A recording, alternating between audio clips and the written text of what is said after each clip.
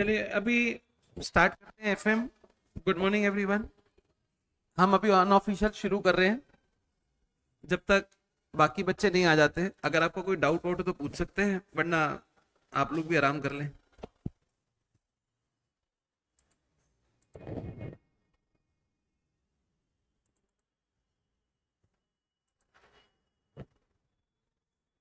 विनय भारद्वाज आ गया है ऑनलाइन में। कौन है विनय? विनय कभी कभी आता है, रोज आता है? अच्छा।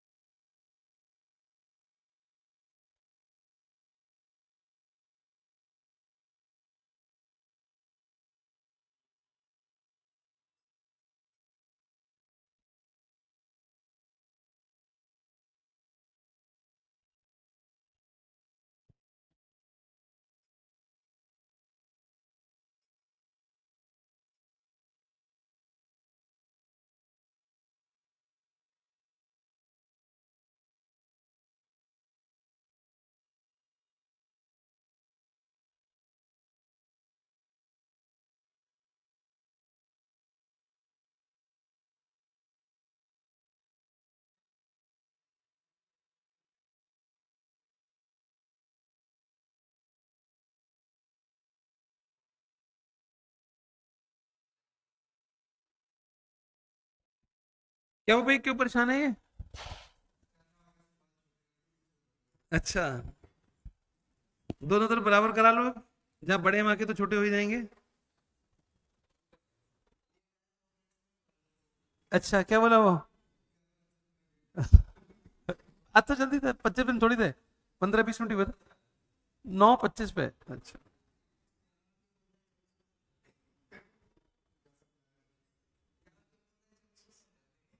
आए समझा के नहीं, ये तो गए नहीं डर के मारे नीचे।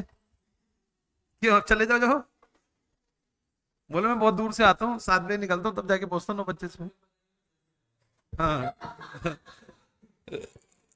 बोल क्या उसका, बोल कर आओ।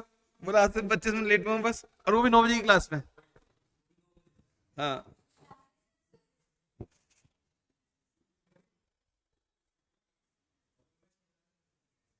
पढ़ भी लेते हो, घर पे नहीं पढ़ते हैं? अच्छा, 12 बजे तक? क्या पढ़ते हो उसमें? कॉमिक्स? स्टैंड गॉसिप पढ़ते हो? अच्छा। चलो, ये तो तुम्हारी मेहरबानी है। कुछ तो हमारा सब्जेक्ट पढ़ रहे हो। हाँ, कर लेगा हार्डवर्क के।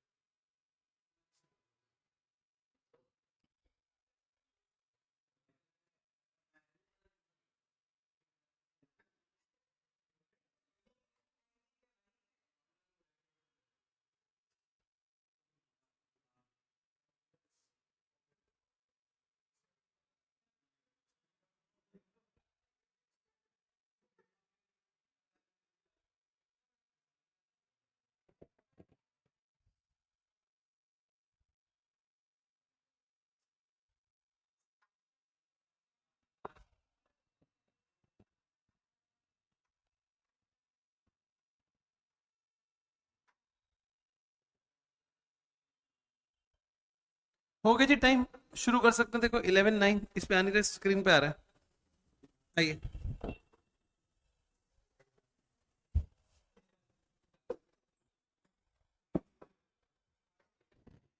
11:09 हो गए हैं, अब हम 11:09 पे एग्जैक्ट शुरू कर रहे हैं।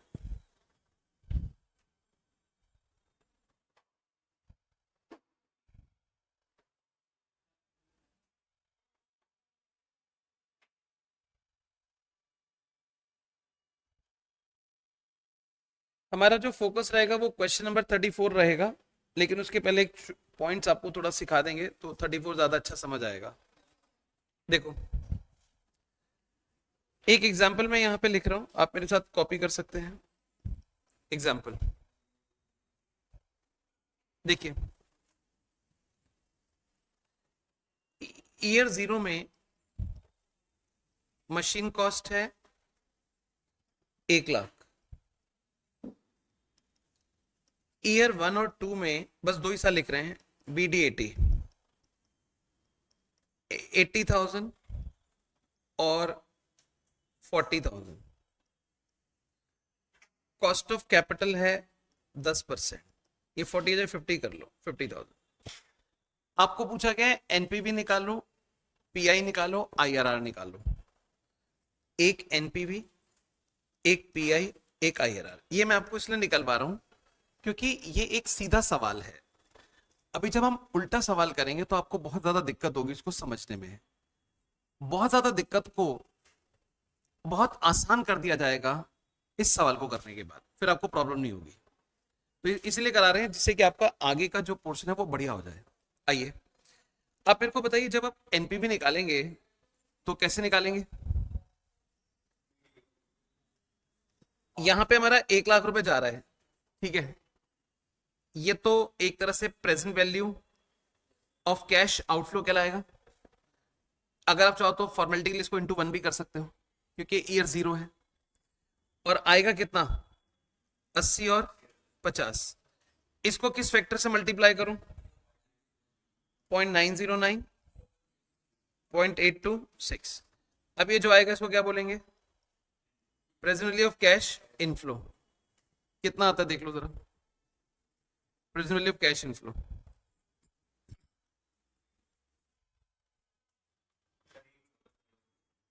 1,14,020। तो एनपीवी अगर मेरे को निकालनी हो तो 1,14,020 में से 1 लाख घटा दूं, 14,020 एनपीवी। अगर पीआई निकालना हो तो 1,14,020 बाई 1 लाख, 1.14020। ठीक है, कोई दिक्कत नहीं। अब मेरे को बताओ अगर आयरन निकालना हो तो क्या करूं? रेट कितना लूं? ऐसा क्यों, मतलब 10 लिया? आयरन का बेसिक मतलब क्या होता है? आयरन का मीनिंग क्या है? नहीं वो तो ठीक है, लो रेट तो निकालने का तरीका है, लेकिन आयरन का मतलब क्या होता है? क्या निकालते हैं उससे, क्या आता है आंसर? आयरन ज्यादा होता है, लेकिन मैं क्या बताता हूँ आयरन का बेसिक मतलब क्या है। आपके आउटफ्लो की प्रेजेंट वैल्यू क्या है और इनफ्लो की कितनी है? हम चाहते हैं एक ऐसी परसेंटेज जिसपे दोनों सेम हो, मतलब इनफ्लो भी 1 लाख आए, इनफ्लो भी 1 लाख आए। अभी तो इनफ्लो ज्यादा आ रहा है, तो 1 लाख कब आएगा? रेट ज्यादा लो। एक काम करते हैं, हम तो सवाल प्रैक्टिस कर रहे हैं, हम सीधा 20% ले लेते हैं क्योंकि 2 बार 3 बार कैलकुलेशन करने का हमारा मन नहीं है। आप 20% में बताओ कितना आता है? 80,000 इंटू और 50,000 इंटू 20% के फैक्टर क्या क्या है बोलो? 0.8334, 6944। चेक करना कितना आता है, इस पे आ जाना चाहिए वरना दिक्कत हो जाएगी, फिर दोबारा करेंगे।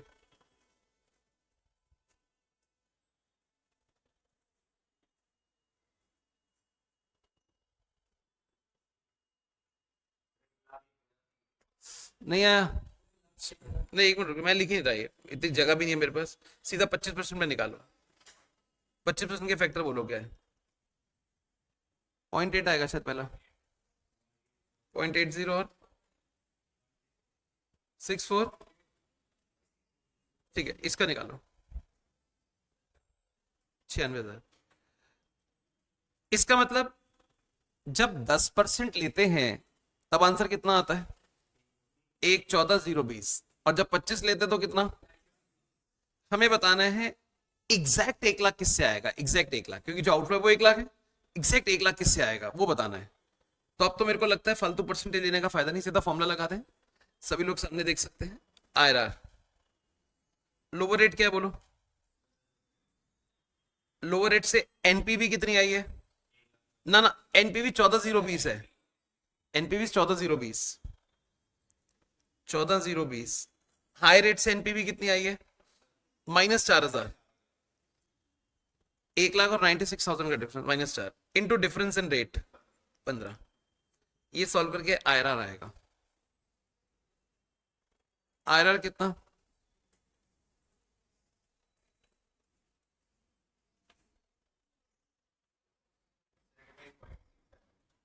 21.67।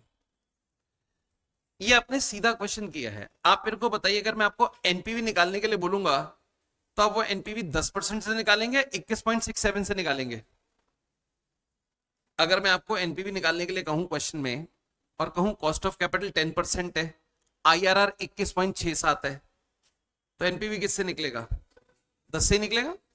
ये थोड़ी सारी परसेंटेज एनपीवी निकालने के लिए, ये तो आईआरआर 21.67। ठीक, ये एक सीधा क्वेश्चन था। जब हम रिवर्स करेंगे तो थोड़ा आपको डिस्कंफर्ट होगा, बट जिन्होंने इसको अच्छे से समझा है वो कंफर्टेबल फील करेंगे। तो अगर आपको लगता है कुछ कॉपी करना है तो ठीक है, वरना मैं सीधा सवाल में लेके चलूंगा, सीधा क्वेश्चन में, क्योंकि ये तो बेसिक था। आइए 34 नंबर क्वेश्चन है, पास्ट एग्जाम का सवाल है, स्टडी मटेरियल में भी दे रखा है और बढ़िया सवाल है। ये यहाँ पे लिखा हुआ है, following data have been available for a capital project. देखो कितना छोटा सवाल है। एनुअल कैश इनफ्लो, ये क्या है? बीडीएटी, बीडीएटी। यूजफुल लाइफ 4 साल, scrap 0, IRR 12%, PI 1.06, 1.064। You are required to calculate following. कुछ चीजें हमें निकालनी है। निकालनी क्या क्या है? Cost of project, cost of capital, NPV, payback. P factor दे रखे हैं 12, 11, 10, 9 ऐसे करके पी फैक्टर्स गिवन है। बताइए कॉस्ट ऑफ प्रोजेक्ट का क्या मतलब होता है?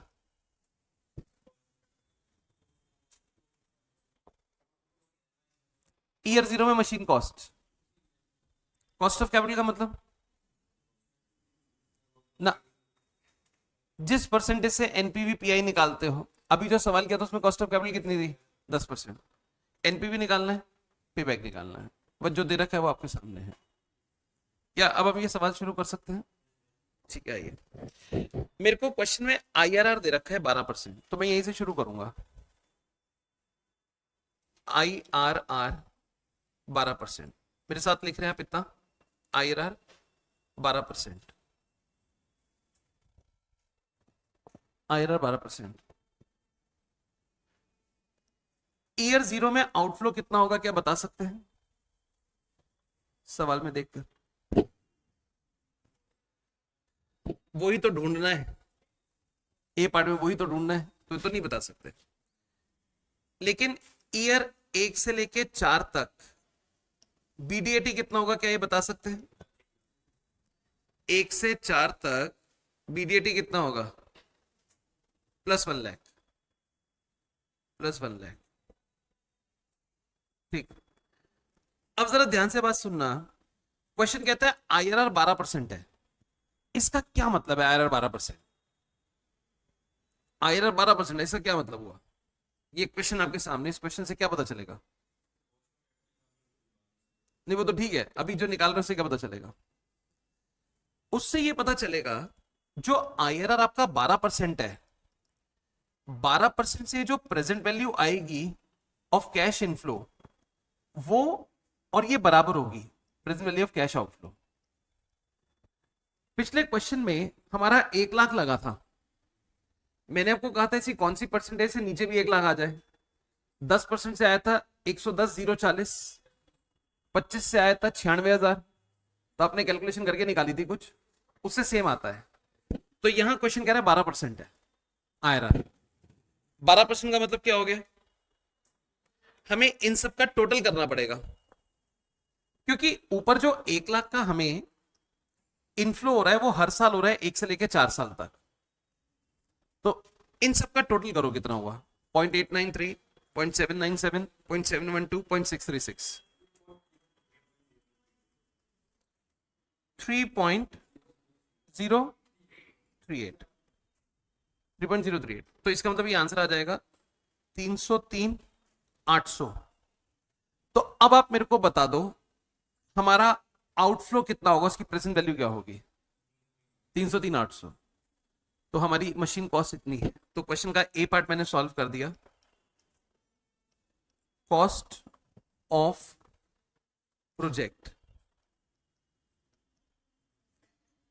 Eight IRR, present value of cash inflow equals to present value of cash outflow, 303,800। First part solve. अब आप कॉपी कर सकते हैं, फर्स्ट पार्ट सॉल्व हो गया।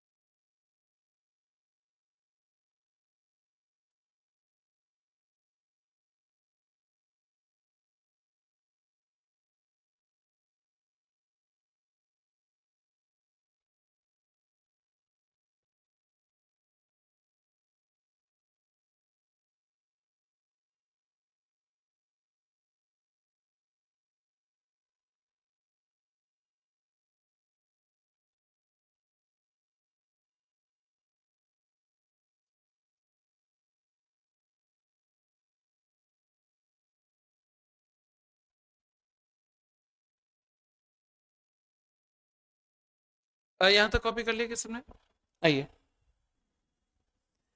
अब मैं आपको यहां से आगे लेके चलूंगा।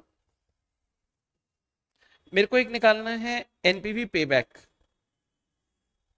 एनपीवी कैसे निकलेगा, देखो ईयर जीरो में कितना जा रहा है, 303,800। ईयर 1 से 4 कितना आएगा, 1 लाख।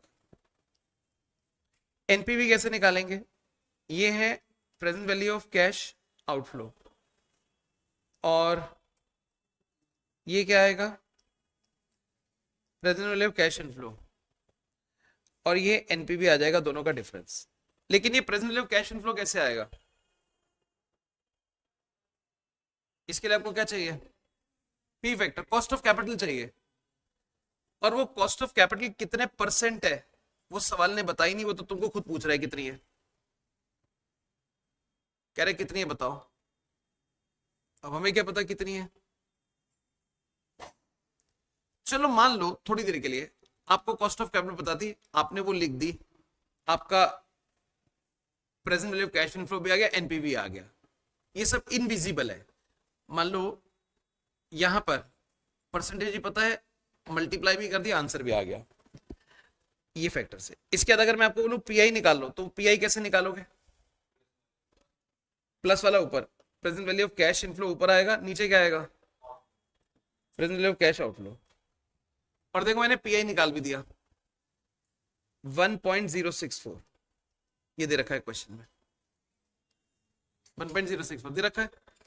तो ऊपर की फिगर मेरे को पता नहीं क्या है, नीचे तो मेरे को पता ना आउटफ्लो की प्रेजेंट वैल्यू, 303 800 है, तो present value of cash inflow कितना? 3,23,243। ये इनफ्लो आ गया, ये मैं यहां पे रख दूं, 3,23,243। अब बताओ मैं एनपीवी निकाल सकता हूं कि नहीं? आ गया, 3,23,243 माइनस 3,00,000, 3,800, 19,441, 19,441, ठीक है जी। 43, 43।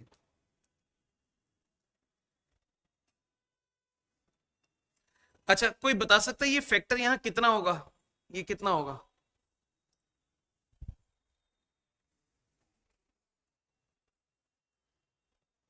अब इसमें निकाल क्या रहे हो? 3.23 तो होगा, जो निकाल क्या रहे हो? 1,00,000 को किसी से गुणा करोगे तो इतना आ रहा है, 3,23,243।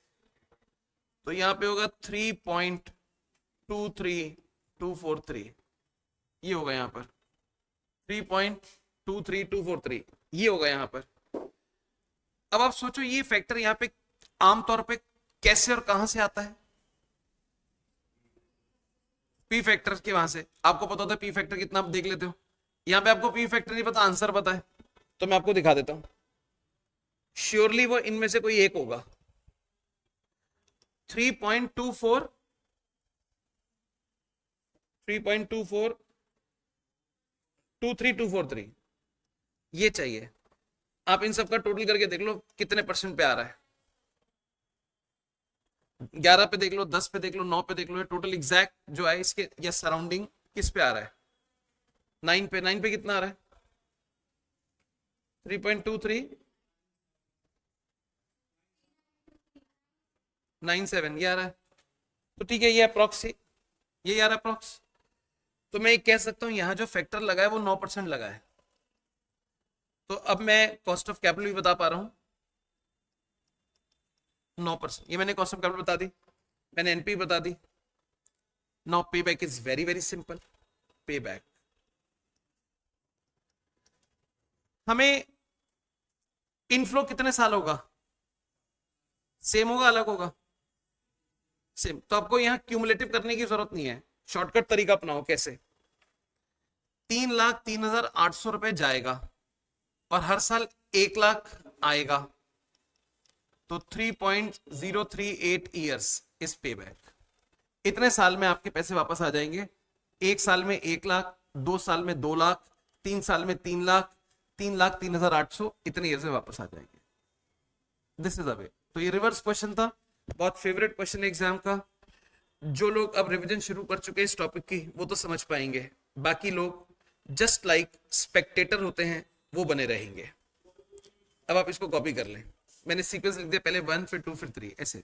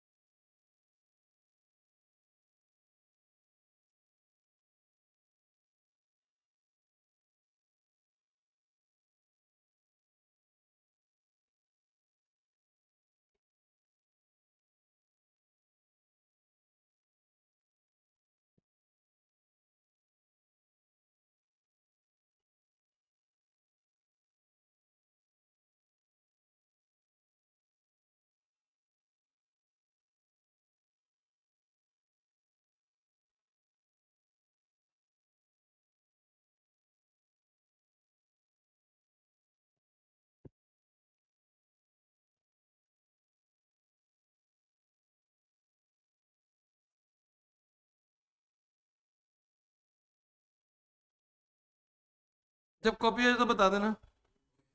कर लिया कॉपी सभी ने? आइए, अब ना मैं एक आपको ऐसी चीज करा रहा हूं जिसमें क्वेश्चन नंबर 26 से है कंसेप्ट MIRR। थोड़ा सा ना इसका थ्योरी लिखवाऊंगा, वो अगर नहीं भी समझ आएगा तो चलेगा, लिखने के तौर पे कभी आ जाए तो मेंशन करना है वो, बाकी प्रैक्टिकल आपको बताऊंगा इसका मतलब क्या होता है।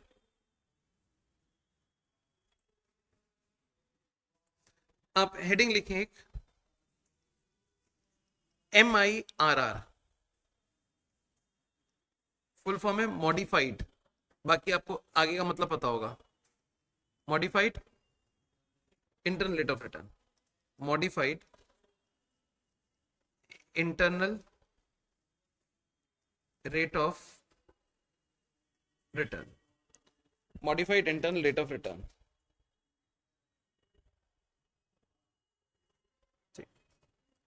MIRR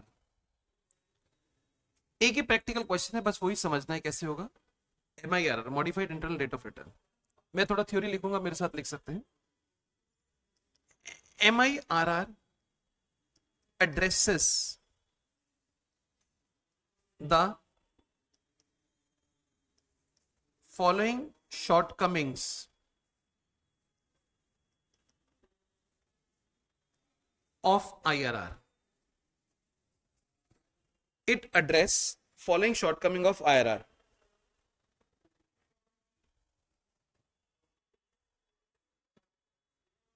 MIRR address following shortcoming of IRR. First,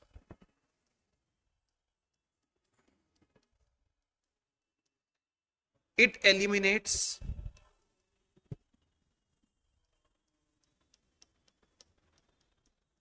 multiple IRR. It eliminates multiple IRR.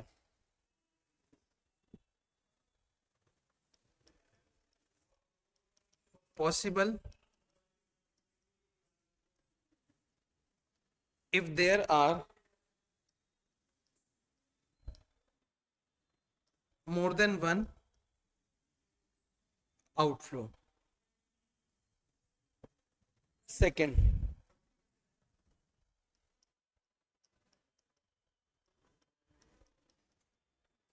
reinvestment plan issue.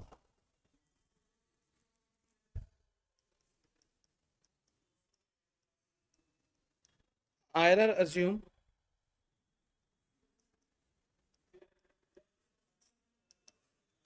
all cash flow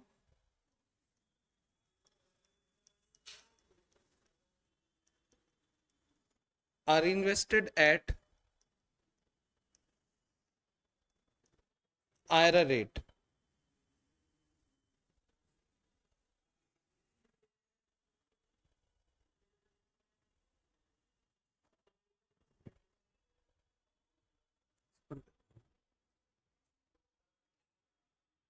AC on करें, दरवाजा बंद कर दें।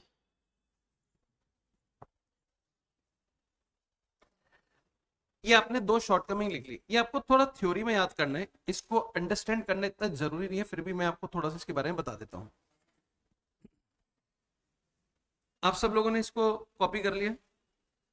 अब जो मैं लेफ्ट साइड पे लिखूंगा रेड कलर पेन से, उसको आपको लिखना नहीं, सिर्फ देखना है। ईयर 0 में 1 लाख जाएगा, ईयर 1 2 3 4 इसमें आएंगे पैसे इस तरह से, 40,000, 20,000, 50,000, 60,000। अगर मैं आपको इसमें आयरन निकालने के लिए बोलूं तो आप बताइए आयरन निकाल सकते हैं? आप पहले किस परसेंटेज से शुरू करेंगे? 10 से, मान लो 10 से शुरू कर लिया, उससे अगर आपका आंसर ज्यादा आ गया फिर क्या करेंगे? ज्यादा ले लोगे, मान लो 20 ले लिया, उससे आंसर कम आ गया, फॉर्मूला लगा देंगे। मान लो फॉर्मूला लगा दिया और आपका आंसर आ गया 16%, फॉर एग्जाम्पल 16 आ गया, तो इसका मतलब क्या है? आयरन 16% है, इसका मतलब 16% पे अगर हमारा आउटफ्लो 1 लाख है तो इनफ्लो की वैल्यू भी कितनी होगी? 1 लाख। 1 लाख 1 लाख 16% पे भी 1 लाख होगी, ये IRR है। ये पता है क्या मानता है? ये मानता है 16%।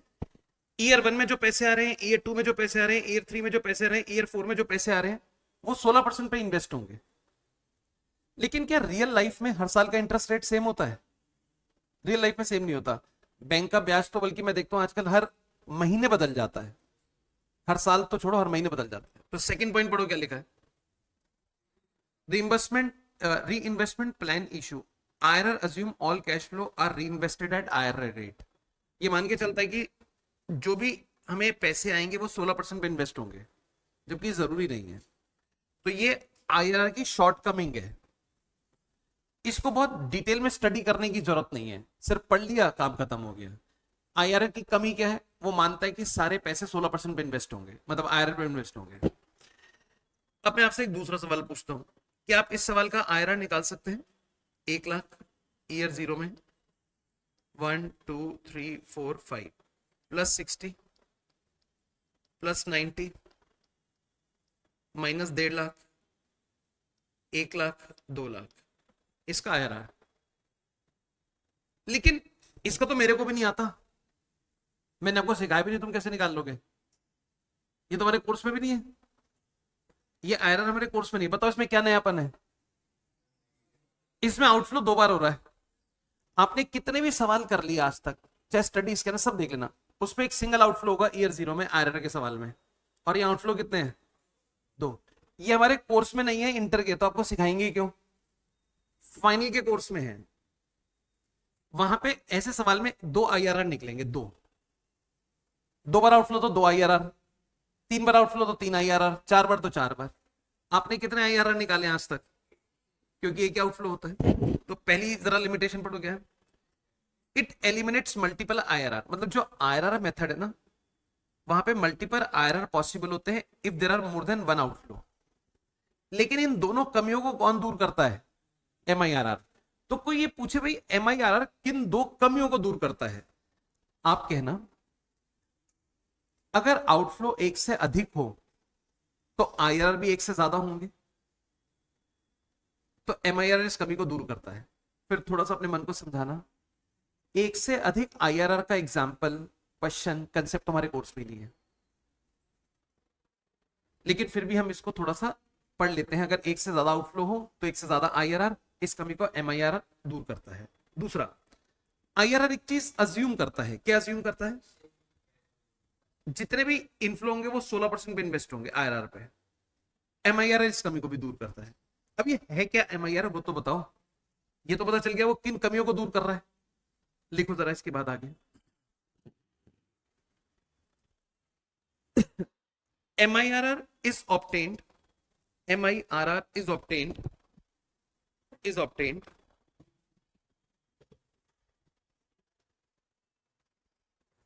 by assuming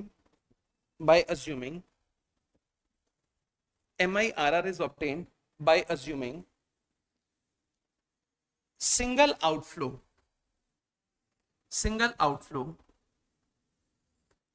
in year zero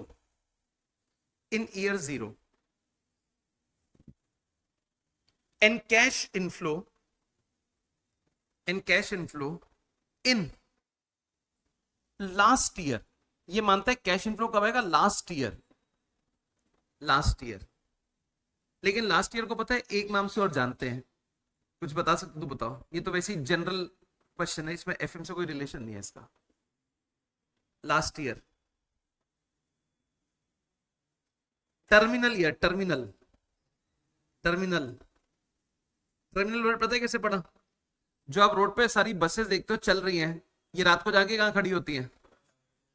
बस अड्डे पर। बस अड्डे बोलते हैं टर्मिनल। कभी आपने देखा bus terminal number 1, bus terminus, ऐसे। तो जहां खत्म होती है जर्नी बसों की, वो टर्मिनल कहलाती है।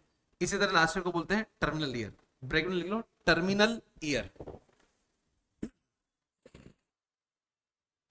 टर्मिनल ईयर लिखिए। The discount rate which equates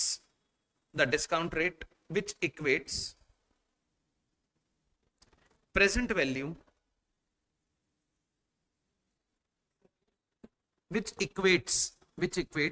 present value of cash inflow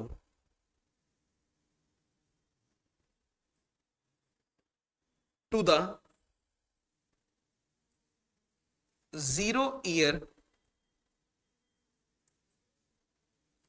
to the 0 year outflow to 0 year outflow is called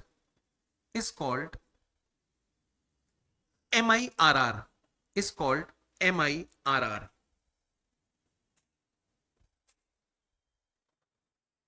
next line में project with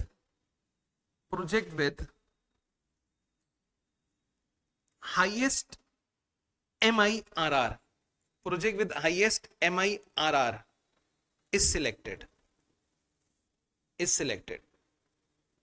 Project with highest MIRR is selected. एक ही सवाल है, इस पे दो करने का मतलब ही नहीं, बस जो समझ आना है वो एक से आ जाएगा, एग्जाम में आया तो सेम रिपीट हो जाएगा, इसमें कोई अलग सवाल मुश्किल इजी कुछ नहीं, बस एक सवाल एक concept. Question number 26 study material की इलस्ट्रेशन है। इन investment of 1,36,000 yield the following cash inflow. इसको क्या बोलोगे 1,36 को? 0 ईयर मशीन कॉस्ट, और इससे हमें कुछ इनफ्लोज आएंगे, profit before डेप्शन but after tax, यानी कि BDAT। कह रहे MIR निकालो कंसिडरिंग 8% कॉस्ट ऑफ कैपिटल, 8 को ध्यान में रखते हुए। ये आपको ईयर 1 से लेके 5 साल तक आएंगे। अब MIR कैसे निकालते हैं वो मैं आपको बता रहा हूं, IRR तो आपको निकालना आता है। लिखिए फर्स्ट पॉइंट, आंसर शुरू करें। First point, compute value of inflow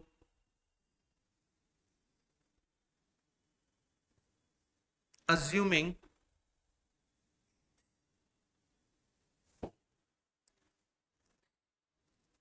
investment of inflow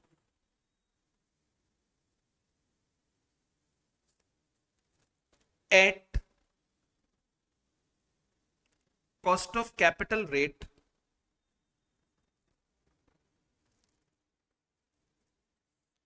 till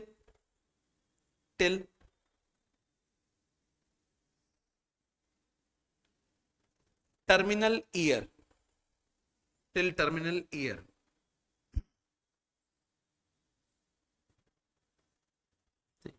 अब सभी लोग सामने देखेंगे, यहां पे मैं लिख रहा हूं ईयर, उसके बाद कैश फ्लो, फिर 8% रीइन्वेस्टमेंट रेट फैक्टर, और लास्ट में फ्यूचर वैल्यू। ठीक, ईयर कितने हैं बताइए? 1 2 3 4 5।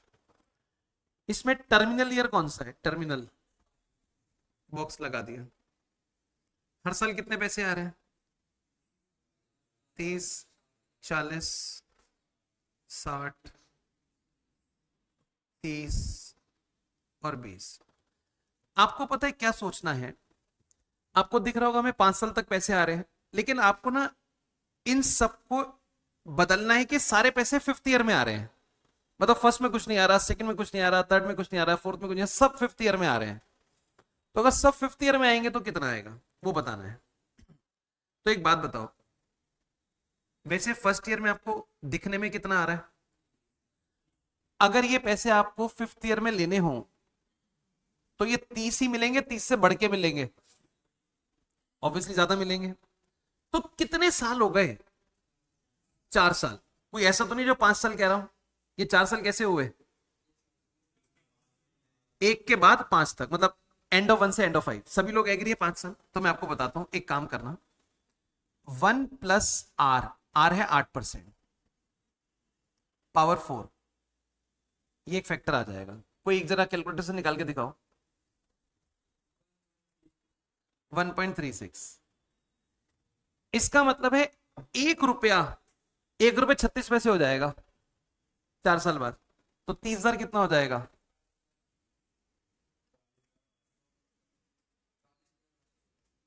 815 कर देंगे। 1.36। अब जो सेकेंड ईयर वाला है वो कितने साल इन्वेस्ट होगा, ऐसे सब निकाल सकते हो। तो पहले इतना कर लो फिर बताऊंगा। ये MIRR शुरू हो गया आपका।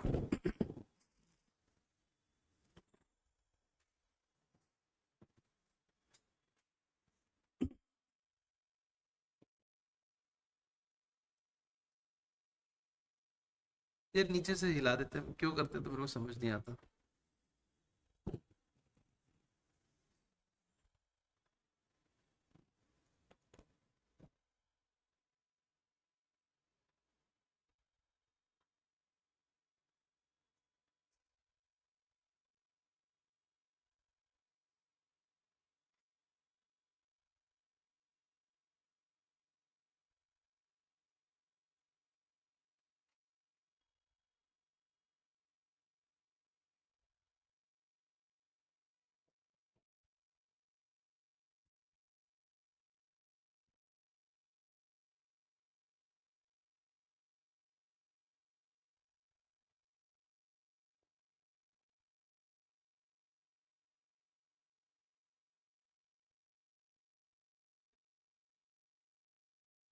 सबका टोटल करके बता देना आखिर में यहाँ पे।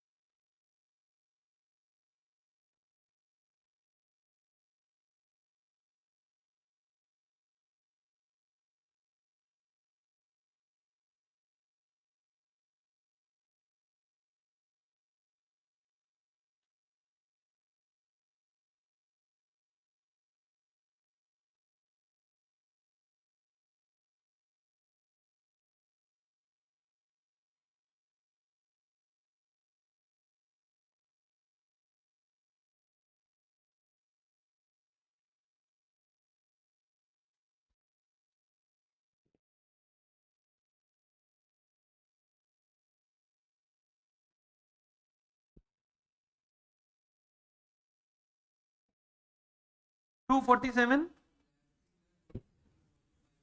मेरे को तो लग रहा तुम गलत बोल रहे हो।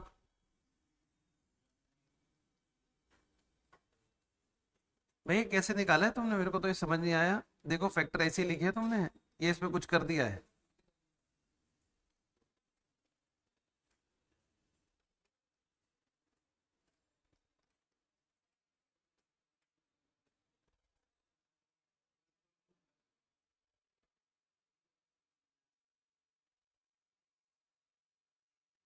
फिफ्थ में क्या कर दिया तुमने?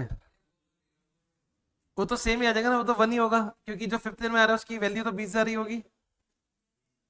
हाँ ऐसे। बाकी का निकाल लो कितना होगा। ठीक है। 2 13 815, 515 लिख दिया। जिसका एक काम करो, जिसका जो आ रहा है वो लिख लो। मैंने 815 लिख लिया, आ तो इसी के आसपास रहा है। 2 13 तो सभी का आ रहा है, या वो भी नहीं आ रहा।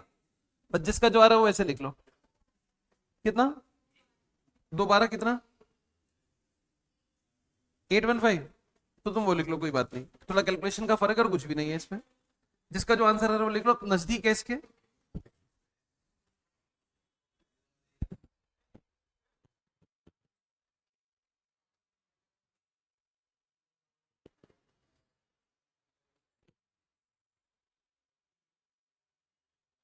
ठीक है, ये समझ आएगी बात। यहां तक ओके है?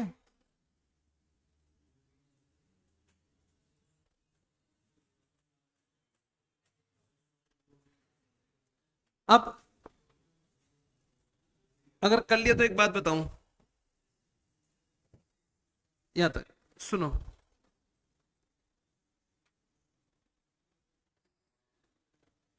जो अपनी कैलकुलेशन का मतलब क्या है, कितने रुपए इन्वेस्ट करोगे? 136। ये इन्वेस्ट करोगे तो तुम्हें मिलेगा पता है कितना? 30, 40, 60, 30, 20, ईयर 1 2 3 4 5 में। ये एक काम और भी कर सकते हो। आप बोलो मेरे को हर साल नहीं चाहिए, मेरे को हर साल नहीं चाहिए, तो हम कहेंगे ठीक है, फिर आखिरी साल में ले लियो, फिर आखिरी में इतना मिलेगा। ये एक ही बात है। या तो आप ईयर 1 में 30, ईयर 2 में 40, ईयर 3 में 60, ईयर 4 में 30 और ईयर 5 में 20 ले लो, या एक साथ ले लो सारा, या एक साथ ले लो। ये एक ही बात है। अगर एक साथ मिलेगा तो कितना मिलेगा?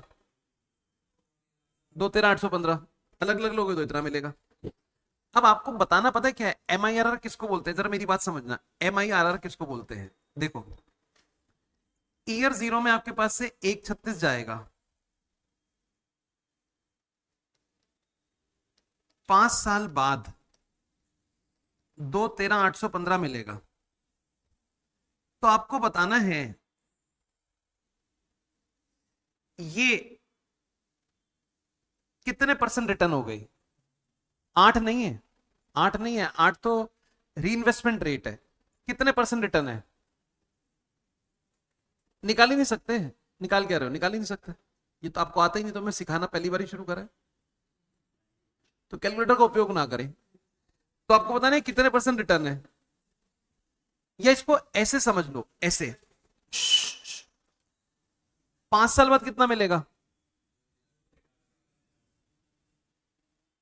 उसकी आज की वैल्यू 136 है, तो वो परसेंटेज कितनी है ये बताना है। तो इसके निकालने के दो तरीके हैं, जो आपको ठीक लगे निकाल लेना। वेरी सिंपल वे, लिखो MIRR, MIRR ऐसे दो तरीके कर दो, फर्स्ट और सेकंड। ये दो तरीके हो गए, first and second.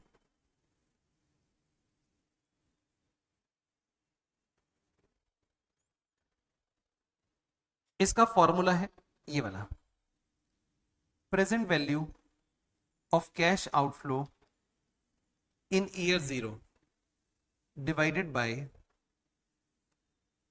Present value of cash inflow in terminal year,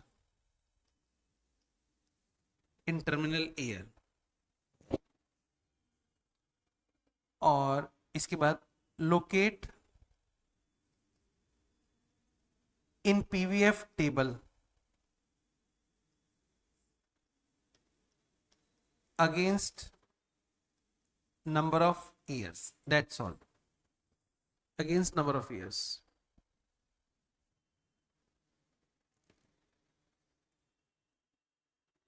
बस ये इसका तरीका है, इससे आंसर निकाला जा सकता है।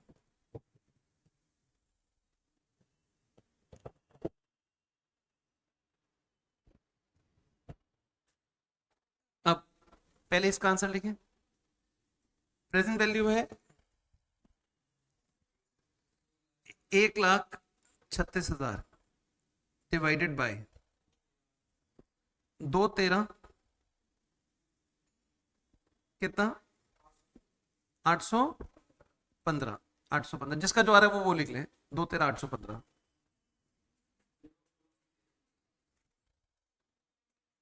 0.636, 0.636 ये आ गया, 0.636।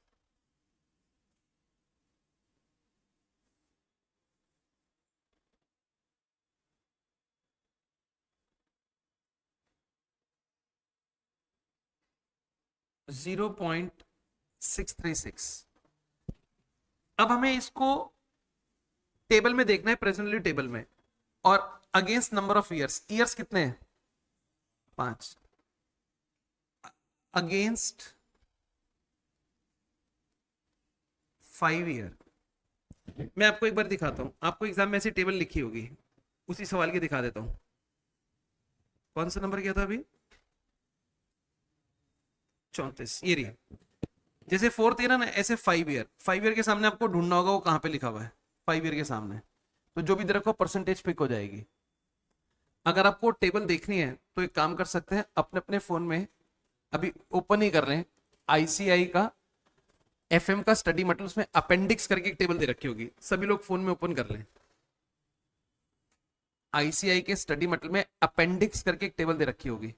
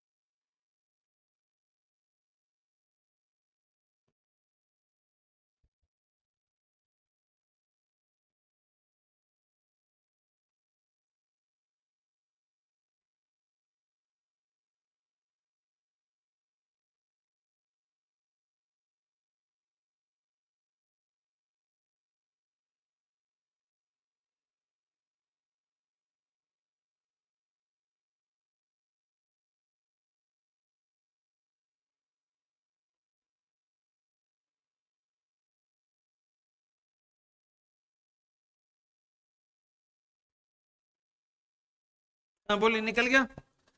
कौन सी टेबल खोली आपने?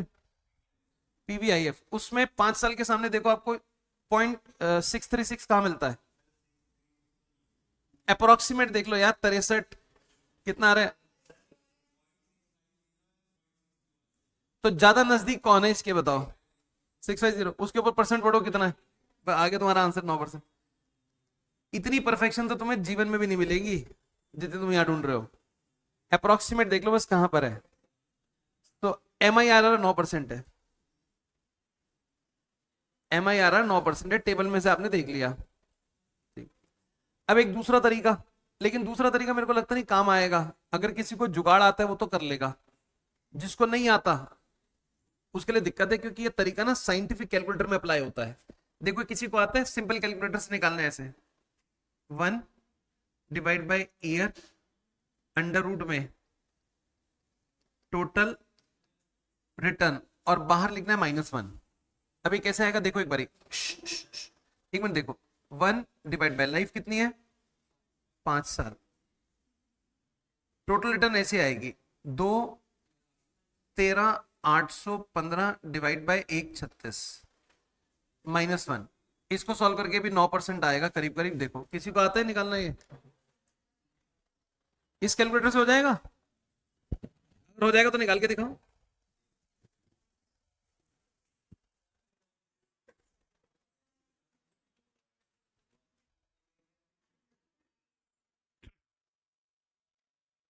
वन बाय फाइव है ये।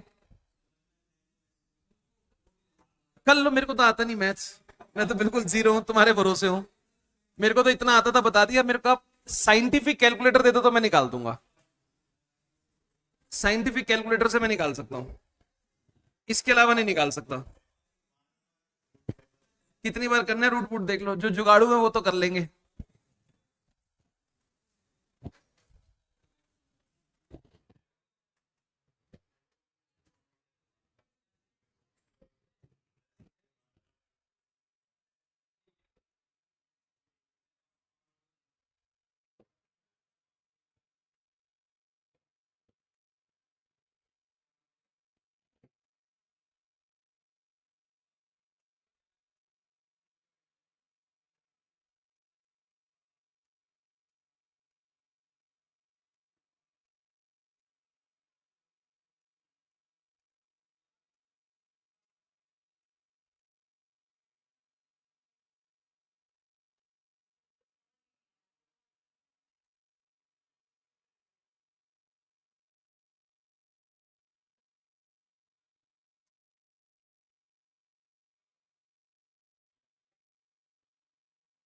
निकाले भाई, आ गया? किससे नहीं आ रहा? अब तुम ठीक निकाल रहे हो, गलत निकाल रहे हो, नहीं पता मेरे को। 9.44 आ रहा है, हाँ तो देखो आंसर आ गया, वो कह रहा है 9.44 आ रहा है आंसर। तो ये कौन सा 9% ठीक है आंसर? अप्रोक्स ही था, तुमने भी तो टेबल में देखा था, तुम्हें 6.36 मिला था कोई, तुमने तो 6.50 बोला था कुछ पॉइंट। इसमें रेट आ रहा है डायरेक्ट फाइनल आंसर। हाँ, 9 पॉइंट समथिंग आएगा, तो 9 भी कौन सा एक्यूरेट है? हाँ, लेकिन तुम्हें सबसे पहली बात, एग्जाम में टेबल साथ होगी, दूसरी यदि सवाल आएगा ही नहीं एग्जाम में, काम खत्म। आपको लिख के दे तो लिख के भी देते हैं, MIRR पे सवाल एग्जाम में आएगा ही नहीं। अब क्यों कराए? क्योंकि स्टडी मटेरियल में दे रखा है, इसलिए कराया है। बाकी तो मैं आपको लास्ट में बहुत कुछ बता दूंगा कि पेपर में क्या आएगा, कहां से आएगा, कितने सवाल किस चैप्टर से आएंगे, हर टॉपिक में बता दूंगा। ये आएगा ही नहीं जब तो, इसको मत बोलो, ये फिर 1-2 घंटे लेट आएगा, भी तो 1 घंटा लेट आता है। लास्ट में आएगा, लास्ट क्लास से ही, पहले आखिरी पहली क्लास का निकला हुआ आखिरी क्लास पे, लेकिन उसमें टाइम से आ जाएगा ये, क्योंकि कहेगा ये तो आज बड़ी इंपॉर्टेंट क्लास है, आज तो जाऊं कम से कम। यार ये समझ नहीं आता मेरे को तो क्या होता है यहाँ पे। बाकी सब जगह भी होता है क्या? बाकी में भी होता है क्या?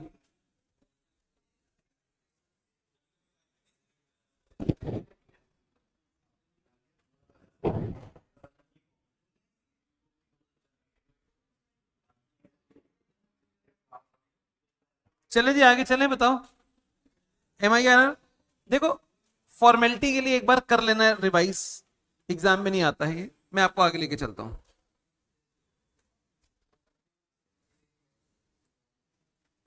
देखो, कैपिटल राशनिंग अगला कंसेप्ट है, ये भी बड़ा सिंपल और इंटरेस्टिंग कंसेप्ट है। Capital rationing, capital rationing, capital rationing, capital rationing, it's a easy and simple concept.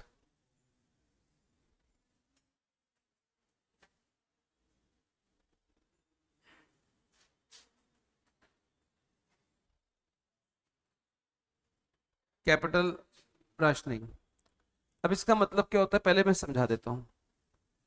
जैसे मान लीजिए आप किसी डिपार्टमेंटल स्टोर में गए, सुपरमार्केट में गए, वहां पे आप सामान खरीद रहे हो, आपने एक बास्केट ले ली, उसके अंदर सामान डालते जा रहे हो। अब आप बिलिंग के लिए पहुंचे, आपके पास ना तो ऑनलाइन पेमेंट का कोई साधन है, ना कोई कार्ड है, सिर्फ कैश आपके पास है। जब सारा सामान स्कैन किया गया तो उसने बिल बताया 8,000 रुपीज, और आपके पास जेब में थे सिर्फ 5,000। ऐसी सिचुएशन को बोलते हैं कैपिटल राशनिंग। कैपिटल राशनिंग का मतलब है सामान हमें ज्यादा पसंद आ गया, लेकिन हमारे पास उतने पैसे नहीं है। तो ऐसे में आप क्या करोगे? अब आप उस सामान की तरफ देखोगे, उसमें से आप 3,000 रुपए का सामान अलग कर दोगे, और वो अलग करोगे जो आपके लिए ज्यादा इंपॉर्टेंट नहीं है, जो ज्यादा इंपॉर्टेंट है वो वहीं रखा रहेगा। तो ऐसे ही बिजनेस करते हुए हम किसी प्रोजेक्ट में पैसे इन्वेस्ट करना चाहते हैं।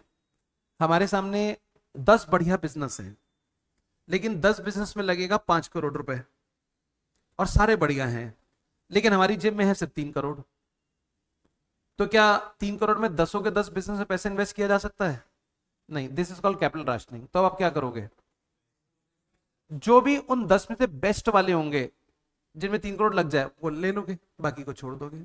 लिखो, capital rationing. This situation arises, this situation arises when funds to be invested, when funds to be invested are in short supply, are in short supply, and there are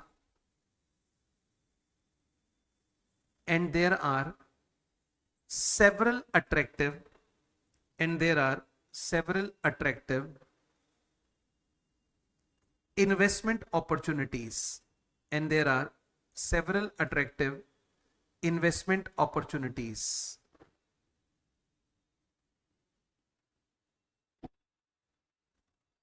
next line में how to select, how to select, इसमें दो parts करेंगे ऐसे।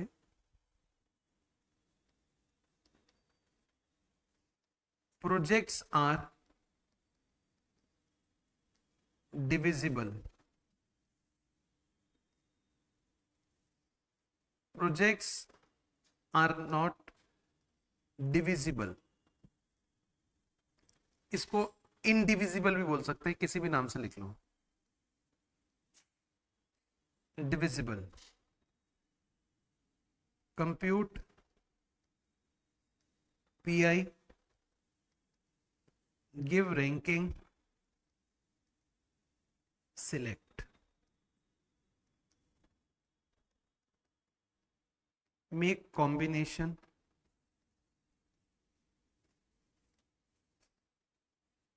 select,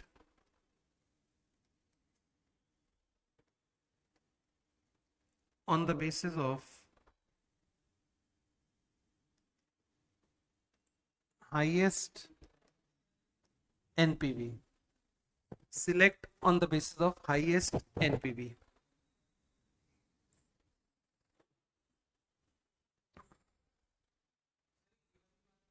Given PI, profitability index, given ranking, give ranking, give ranking और फिर select.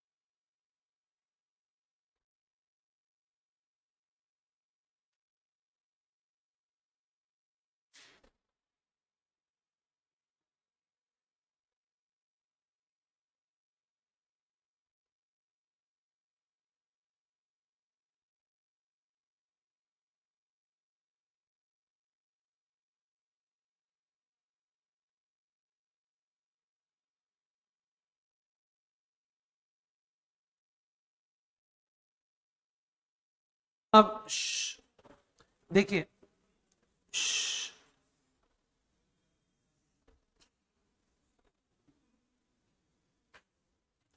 Divisible का क्या मतलब होता है और इनडिविजिबल का क्या मतलब होता है? जैसे आप मार्केट में गए, आपने दुकान वाले को बोला 250 ग्राम चीनी दे दे, वो कह रहा है 250 ग्राम में मिलेगा, 1 किलो का पैकेट है। पूरा लेना है तो लो, वरना नहीं। लूज नहीं मिलेगा, खुल के नहीं मिलेगा सामान। तो इसका मतलब वो चीनी कहता है इनडिविजिबल है 1-1 किलो की पैकिंग में। लेकिन अगर वो थैली फाड़ दे और 250 ग्राम माप के तोल के दे दे तो वो डिविजिबल हो गया। ऐसे प्रोजेक्ट में भी है।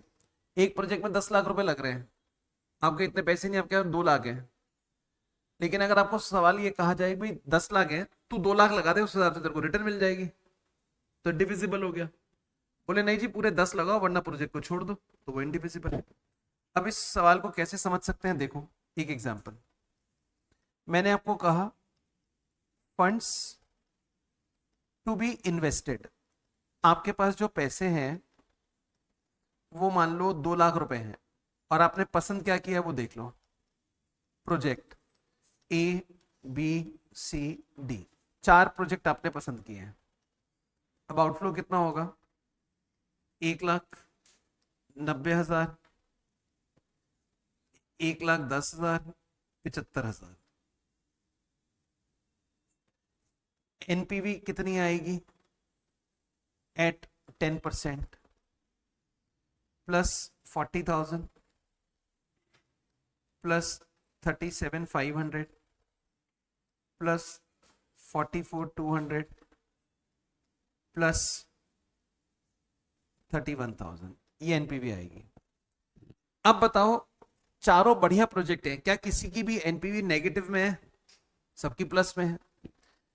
अब चारों के लिए पैसे कितने चाहिए आपको?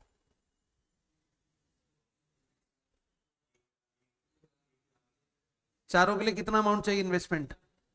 3,75,000। लेकिन हमारे पास जेब में कितने हैं?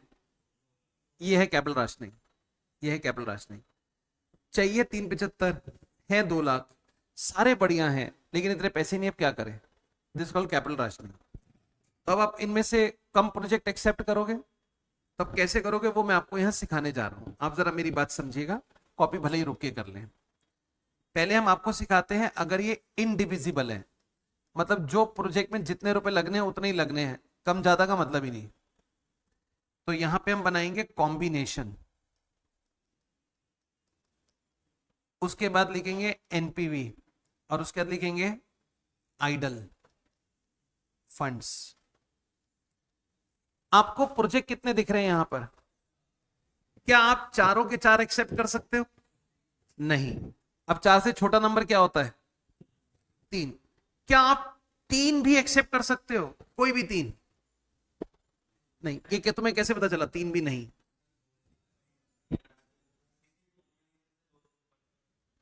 वो मैं इसलिए बता सकता हूं, टोटल तुमने कहा 3,75। अगर मैं एक सबसे महंगा भी निकाल दूं, सबसे महंगा कौन सा है? 1,10। 3,75 में से महंगा भी निकाल दूं तो बच गए 2,65, फिर भी नहीं आता। क्या 2 आ जाएंगे? 2? तो अब 2-2 के जोड़े बनाने शुरू कर दो, 2-2 के जोड़े बनाने शुरू कर दो आप। 2 प्रोजेक्ट, पहला जोड़ा क्या बनेगा बताओ? A B, A B, A B, ये कॉलम और बन जाएगा आउटफ्लो। ए बी में आपका आउटफ्लो कितना होगा? 1,90। और 2 लाख में से 1,90 लग जाएगा तो बचेगा कितना? 10। इससे आपको एनपीवी कितनी मिलेगी? 77,500, ये मिलेगी। अगला जोड़ा बताओ क्या बनाओगे एबी के अलावा? अब एसी कैसे बनेगा? 2,10 है। एडी, हाँ बीसी बनेगा, पहले एडी बना लेते हैं। पहले एडी बना लिया। एडी में कितना लग रहा है?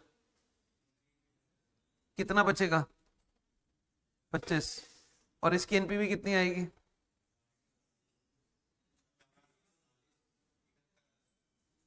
71,000। अब अगला कॉम्बिनेशन बताओ। बीसी, बीसी में कितना लगेगा? 2 लाख। Idol 0, NPV 81,700। और क्या बनेगा कॉम्बिनेशन? बीडी नहीं बन सकता? बीडी बन जाएगा, बीडी ले लो। बीडी में कितना लग रहा है? बचेगा कितना? एनपीवी कितनी आएगी?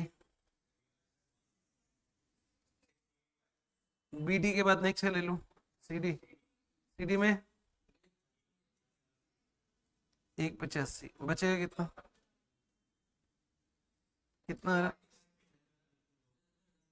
75। कोई और बन रहा है? मेरे हिसाब से तो नहीं बन रहा, किसी का बन रहा है तो बता दो इधर। ये बन रहा है। बस अब सबसे बड़ी एनपीवी देखो कौन सी है, सबसे बड़ी एनपीवी। बात पक्की हो गई, तुम दो प्रोजेक्ट एक्सेप्ट करोगे, बी एंड सी। अगर मैं आपको यहां पे कहूं, अब हरे रंग से लिखूंगा, अगर प्रोजेक्ट डिविजिबल है तो आपको क्या करना है? प्रोजेक्ट कितने हैं आपके? 4। आप ना हर प्रोजेक्ट का पीआई निकाल लो और उसके बाद कर दो रैंकिंग। चलो देखते हैं आपको पीआई निकालना आएगा नहीं आएगा। पहले प्रोजेक्ट का पीआई बताओ क्या होगा।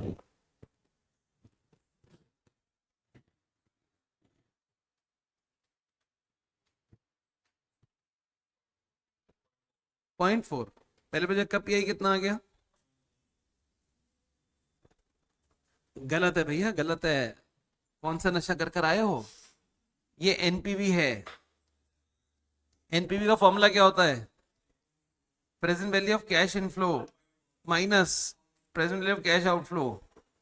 और हमने आपको पूछा pi, present value of cash inflow divide by present value of cash outflow.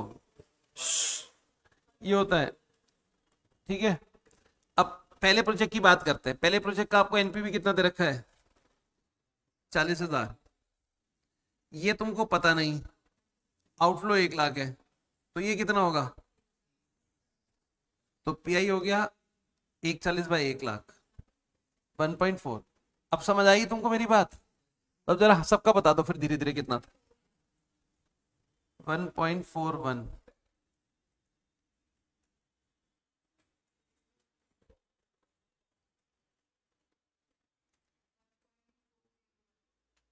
401।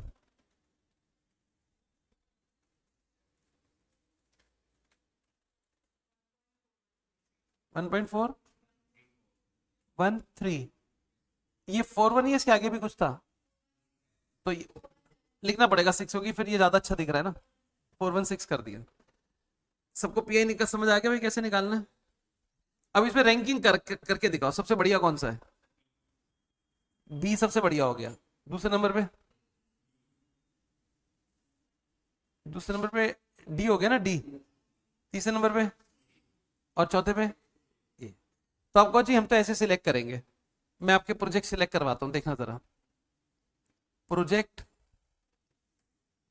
Outflow और एनपीवी।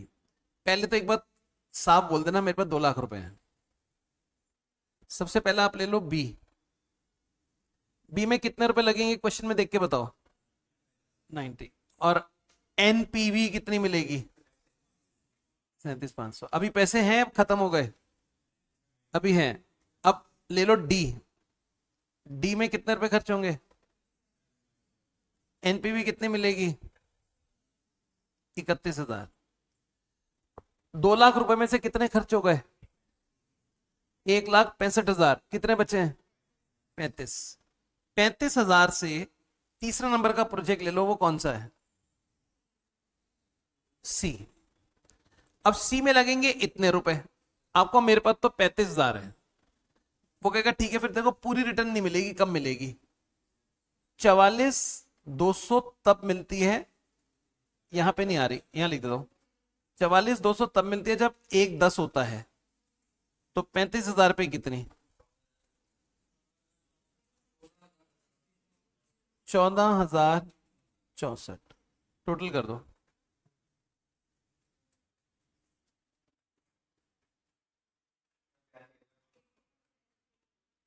5। इतनी रिटर्न मिलेगी तुम्हें।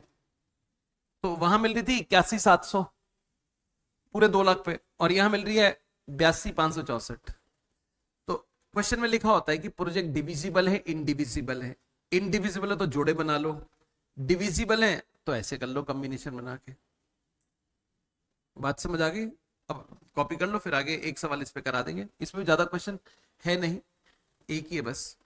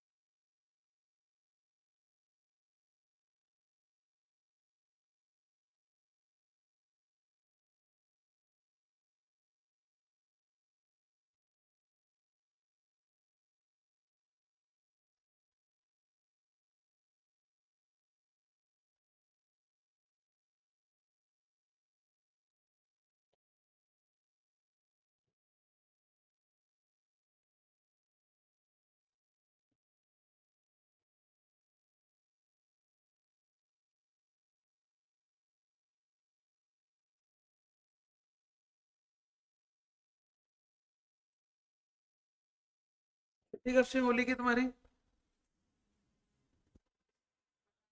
मेरे को तो पता होगा, फ्राइडे की तो छुट्टी होगी। और इसे पता है कब से है? तुम्हें तो पता होता है वैसे सब बातें हम। 13 से है? आज क्या तारीख है? 10। 10, 11, 12, 11, 12, 13, 14 और 15 संडे नहीं है, 15 सैटरडे है। 13 मतलब थर्सडे, फ्राइडे, सैटरडे, संडे।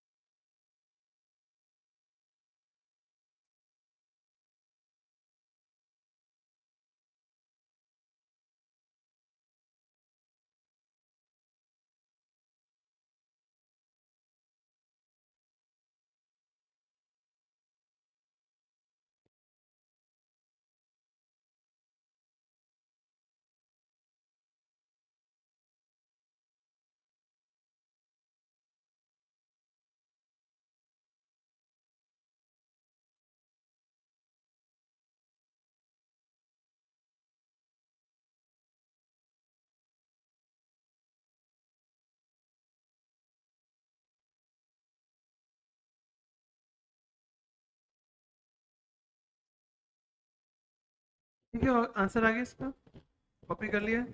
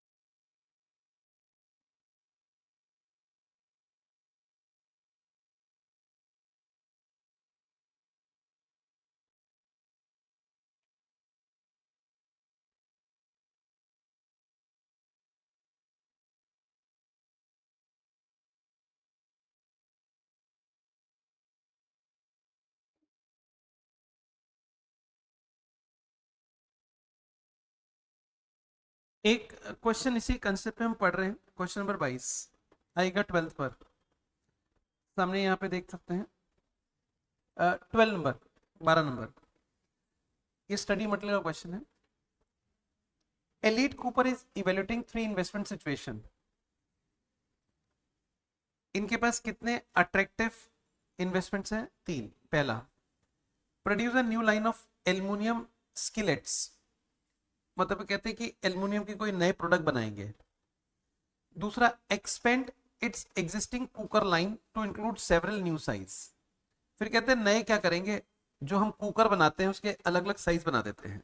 तीसरा, develop a new high quality line of cooker, कह रहे कुकर बनाएंगे लेकिन नए तरह के बनाएंगे। तो बताओ 3 बिजनेस क्या हो गए? समथिंग न्यू फ्रॉम एल्युमिनियम, लेकिन वो कुकर नहीं होगा। दूसरा, जो कुकर अभी बना रहे हैं सेम बट अलग साइज में। और तीसरा, नए cooker. If only project in question is undertaken, expected present value amount of investment are. पहले प्रोजेक्ट में, दूसरे प्रोजेक्ट में, तीसरे में इतनी इन्वेस्टमेंट चाहिए। और ये क्या होगा? Present value of future cash flow, यानी कि present value of cash inflow. If project 1 and 2 are jointly undertaken, अगर आप एक दोनों को साथ में लेते हो, there will be no economies, मतलब कोई फर्क नहीं पड़ेगा। जैसे कई बार होता ना, भैया हम तुम्हारी दुकान से 2 चीजें ले रहे हैं, कुछ तो सस्ते लगा दो, कह रहा नहीं जो है वही लगेगा। The investment required and present value will be simply the sum of part, दोनों के जोड़ लो आंसर आ जाएंगे। अगर आप 1 and 3 लेते हैं, economies are possible in investment, investment में इकोनॉमीज पॉसिबल है, because one of the machine acquired can be used in production process. Total investment required for 1 and 3 combined is rupees 440. If 2 and 3 are undertaken, economies can be achieved in marketing and producing the product, but not in investment. Expected present value of cash flow for the project 2 and 3 6 If all projects are undertaken simultaneously, economies will still hold good. However, 1,25,000 extension on plant will be necessary as space is not available for all the 3 projects. Calculate NPV of projects and state which project or projects should be chosen. आपको project की NPV निकालनी है और बताना है किसको opt करें किसको नहीं। एक बारी टेबल के ऊपर वाला पैराग्राफ पढ़ लो, टेबल के ऊपर का पैराग्राफ।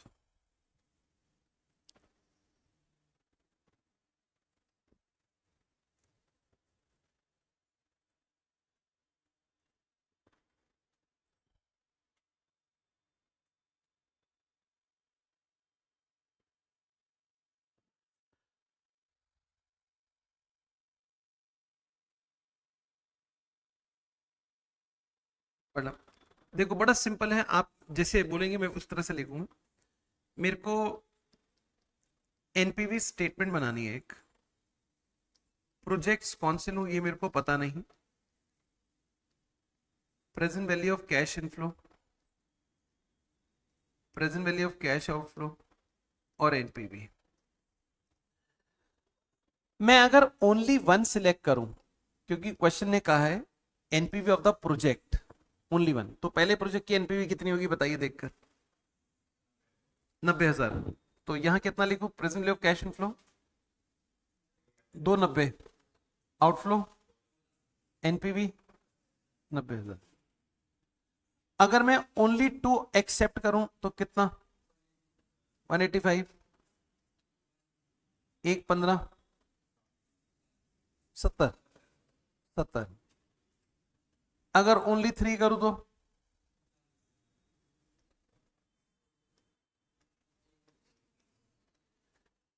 अगर ओनली ये करूं 1 and 2, तो पढ़ के बताइए 1 and 2 में क्या रहेगा?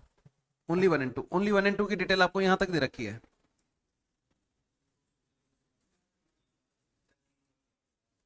1 and 2 में मेरा इनफ्लो होगा इतना, 290 और 185।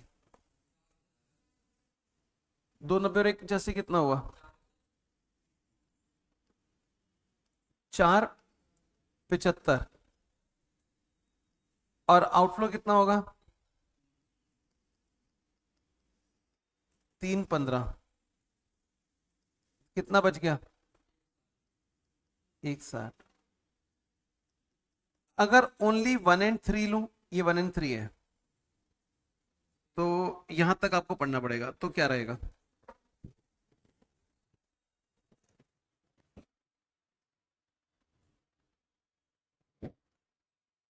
वन एंड थ्री में इनफ्लो कितना होगा?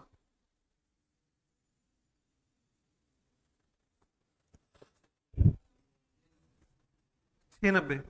2.9 प्लस 4, 690। और 1 and 3 में इन्वेस्टमेंट वैसे तो चाहिए 2 लाख प्लस 270, लेकिन वो कह रहे हैं 270 नहीं, 440 में ही बात बन जाएगी।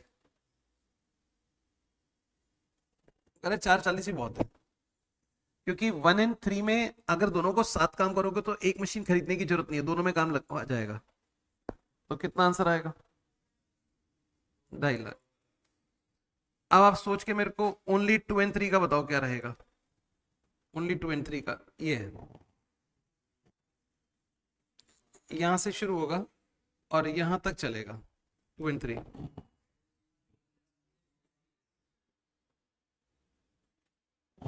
इनफ्लो कितना होगा? 620। पैसे कितना आ रहा है देखो, 185 और 4 आ रहा है, नहीं 620 आएगा। और इन्वेस्टमेंट कितनी लगेगी? 115 और 270, 385। कितना बचेगा? 2.235। अगर सारे एक्सेप्ट कर लूं, ऑल 1 2 3, तो कह रहे हैं if all project undertaken simultaneously the economy noted will still hold good. जो भी इकोनॉमी आपने नोट करी है सारी ठीक रहेंगी। However 125 on expansion on plant will be necessary. तो बताओ जरा 1 2 3 में कैसे लिखूं? 1 2 3 में कैसे लिखूं ये बताओ।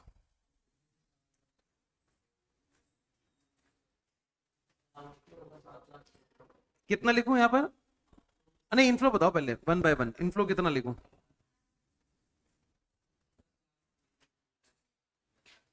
कितना? अगर तीनों प्रोजेक्ट ऑप्ट कर लूं तो कितना लिखूं? 875। चेक कर लो एक बारी में।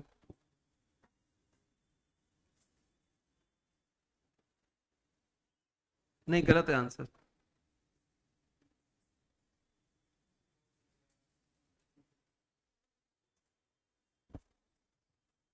देखो एक बारी मैं समझाता हूं।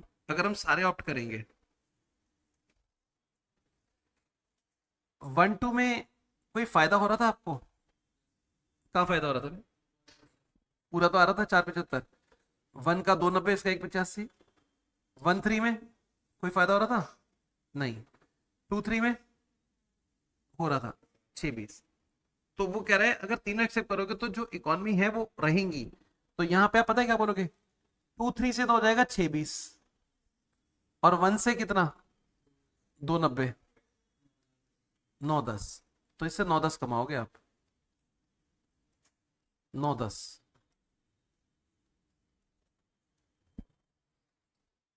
अब आउटफ्लो बता दो जरा, आउटफ्लो कितना होगा ये बताओ।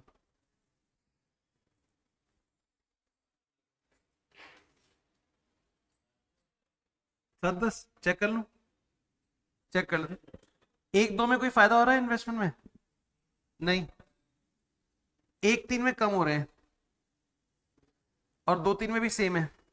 तो मैं पता है क्या करूंगा यहाँ पर? 1 और 3, 1 और 3 में तो मेरे कितने लगेंगे? 440 प्लस दूसरे नंबर के प्रोजेक्ट में कितना लग रहा है? 1 15, और 1 25 मेरा और लगेगा, क्योंकि तीनों मशीन को रखने की जगह चाहिए। इतना लगेगा 680। तो 9 10 माइनस 680 कितना होगा? 2,30,000। ये आपकी कहानी है सारी खत्म। अब आप देख लो कि इनमें से कौन सा प्रोजेक्ट आपको सही लग रहा है। क्या बढ़िया है? 1 and 3 सही है। 2.5 लाख रुपए लग रहे हैं। 2.5 लाख आ रहा है मतलब एनपीवी। समझ आ गई बात? तो ये तो क्वेश्चन में जैसी इंस्ट्रक्शन थी वैसे हमने सवाल कर दिया है। थोड़ा दिमाग ऑल में लग रहा है, बाकी में नहीं लग रहा है। इधर कॉपी कर सकते हैं इसको आराम से।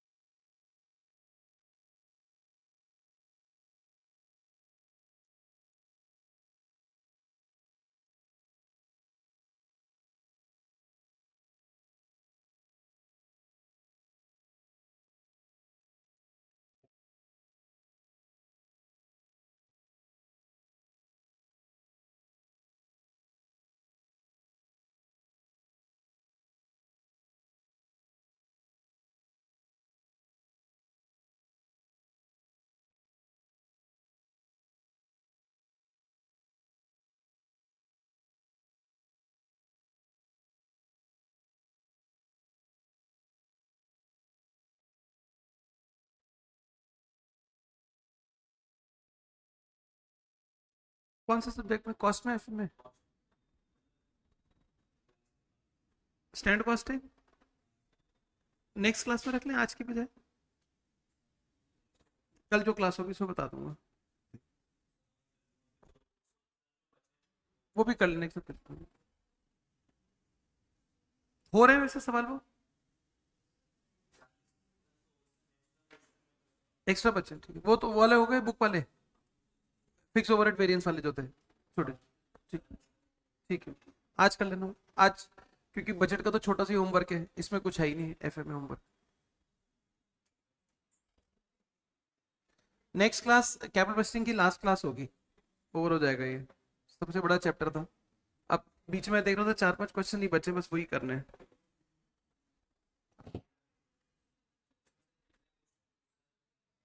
पचास नंबर के एफएम में 20 नंबर तक का पेपर इससे आ सकता है, 20 नंबर तक का।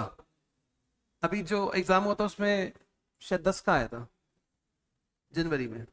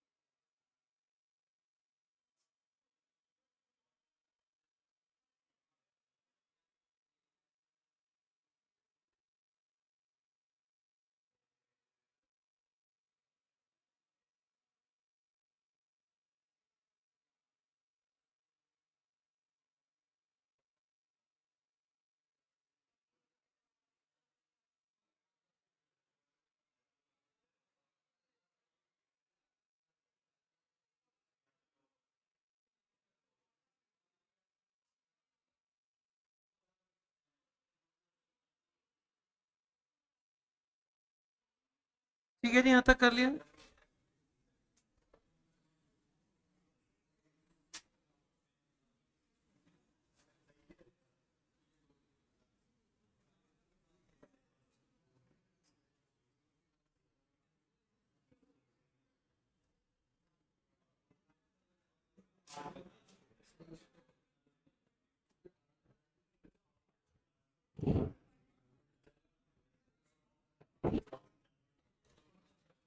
एक छोटा सा सवाल और कर लेते हैं, 2 लाइन का सिर्फ, वो भी अगर चाहेंगे तो होमवर्क में कर लेना, सिर्फ पढ़ लो यहाँ पे 21 number.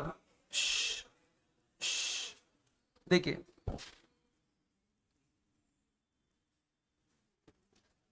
30,000 cash outlay for project with annual cash inflow 6,000, 15% required rate of return, compute simple and discounted pay back. हमारा 30,000 रुपये लगेगा, 6,000 रुपये साल में आएगा एनुअल कैश इनफ्लो, यानी कि क्या चीज है? बीडीएटी। तो आपको क्या लगता है पेबैक कितना होगा हमारा? 30,000 डिवाइड बाय 5 ईयर्स, ये हो गया पेबैक। और अगर आपको डिस्काउंटेड निकालना तो कैसे निकलेगा? ईयर 0 में 30 आ रहा है, ईयर 1 2 3 4 5 6 7 8, लाइफ तो देनी रखी, तो आप 9 तक ही लिख लो, इसके आगे लिखना चाहो वो लिख लो। हमारे पास से कितने रुपए जाएंगे? सॉरी 6,000 आएंगे। अब आप पी फैक्टर लिख देना 15% का, प्रेजेंट वैल्यू निकाल के फिर क्यूमुलेटिव कर देना, और चेक करना कि 30,000 क्यूमुलेटिव में कितने साल में आ रहा है। इसको बोलते हैं डिस्काउंटेड पेबैक। ठीक है, समझ आ गई बात? हमने डिस्काउंटेड पेबैक पहले किया था, सिंपल पेबैक में तो 6,000 रुपए के हिसाब से 5 साल में 30 आ जाएंगे, डिस्काउंटेड में प्रेजेंट वैल्यू निकलेगी, उसका क्यूमुलेटिव करना है। तो एक सिंगल क्वेश्चन इसका होमवर्क है, ये आंसर आप नेक्स्ट क्लास में बता देना। ठीक, तो आज इसमें इतना ही करेंगे, नेक्स्ट क्लास में ये टॉपिक ओवर हो जाएगा।